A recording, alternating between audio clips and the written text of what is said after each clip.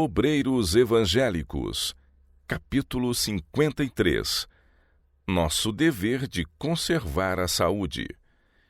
Sinto-me penalizada ao ver tantos pastores fracos, tantos em leitos de enfermidade, tantos encerrando prematuramente sua história terrestre, homens que têm suportado o peso de responsabilidades na causa de Deus e cujo coração estava inteiro em sua obra. A convicção de que teriam de parar com seu labor na obra que amavam era-lhes muito mais dolorosa que os sofrimentos ocasionados pela doença, ou mesmo o pensamento da morte em si mesma.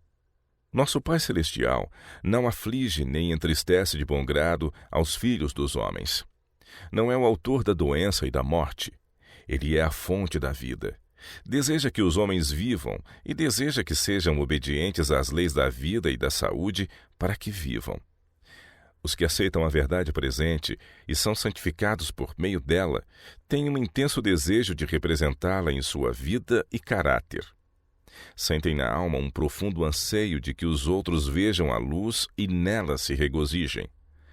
Ao sair o fiel atalaia, levando a preciosa semente, semeando junto a todas as águas, chorando e orando, a responsabilidade do trabalho é-lhe bem preocupante para a mente e o coração.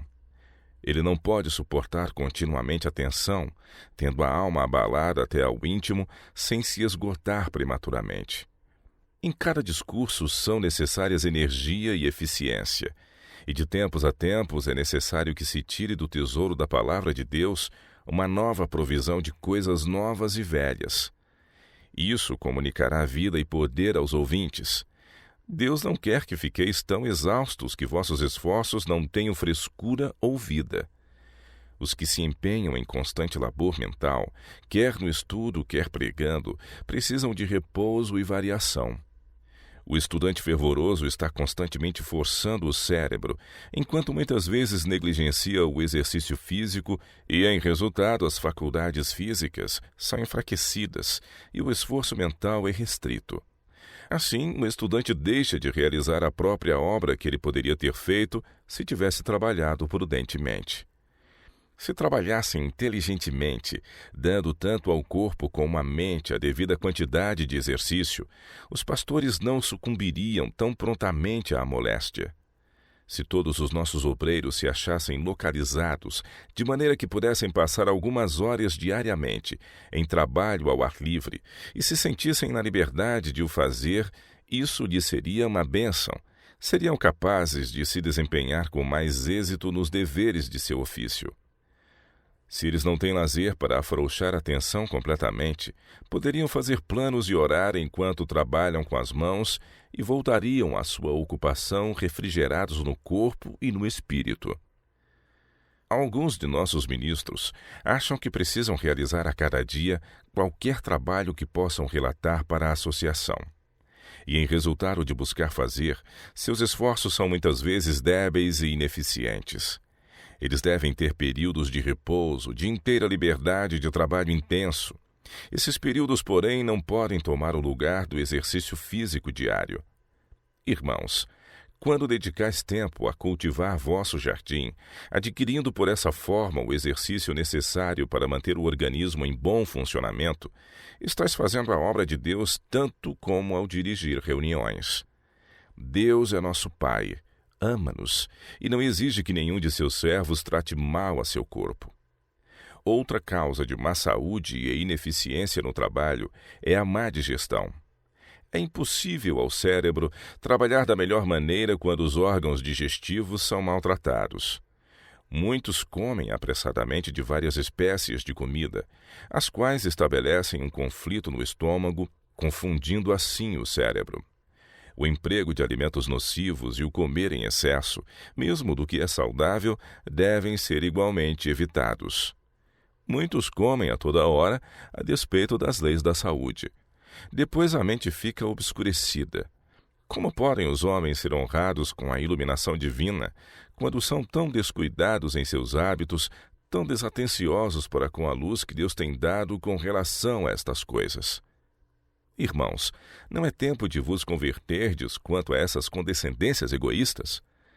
Não sabeis vós que os que correm no estádio, todos na verdade correm, mas só um leva o prêmio? Correi de tal maneira que o alcanceis, e todo aquele que luta de tudo se abstém. Eles o fazem para alcançar uma coroa corruptível, nós, porém, uma incorruptível. Pois eu assim corro não com uma coisa incerta, assim combato não combatendo no ar. Antes subjugo o meu corpo e o reduzo à servidão, para que pregando aos outros eu mesmo não venha de alguma maneira a ficar reprovado. 1 Coríntios 9, 24 a 27. Regime insuficiente.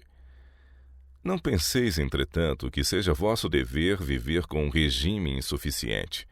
Aprendei por vós mesmos o que vos convém comer, que espécie de alimento melhor nutre o corpo, e depois segui o ditame da razão e da consciência. Na hora das refeições, deixai de parte preocupações e cuidados. Não estejais apressados, mas comei lenta e alegremente, com o coração cheio de reconhecimento para com Deus por todas as suas bênçãos. Não vos ocupeis em trabalho mental imediatamente depois de uma refeição. Fazei um exercício moderado e dai ao estômago um pouco de tempo para começar seu trabalho. Essas coisas não são questão de pequena importância. Devemos dar-lhes atenção se queremos dar aos vários ramos da obra vigor saudável e o devido tono. O caráter e a eficiência da obra dependem grandemente das condições físicas dos obreiros. Muitas reuniões de comissões e outras realizadas para fins de conselho têm tomado infeliz direção devido ao estado dispéptico dos que nelas tomavam parte. E muito sermão tem recebido um tom sombrio em virtude de má digestão do pastor. A saúde é uma bênção inestimável e mais intimamente relacionada com a consciência e a religião do que muitos imaginam. Afeta grandemente a capacidade de uma pessoa. Todo pastor deve sentir que, se quer ser um guarda fiel do rebanho, deve manter todas as suas faculdades em condições de prestar o melhor serviço possível. Nossos obreiros devem empregar seus conhecimentos das leis da vida e da saúde. Lede os melhores autores sobre o assunto e obedecei religiosamente o que vossa razão vos mostrar que é a verdade. O Senhor me tem revelado que muitos serão salvos de degenerescência física, mental e moral por meio da influência prática da reforma de saúde. Far-se-ão conferências sobre a saúde, multiplicar-se-ão as publicações. Os princípios da reforma de saúde serão recebidos com agrado, e muitos se adiantarão passo a passo para receber as verdades especiais para este tempo.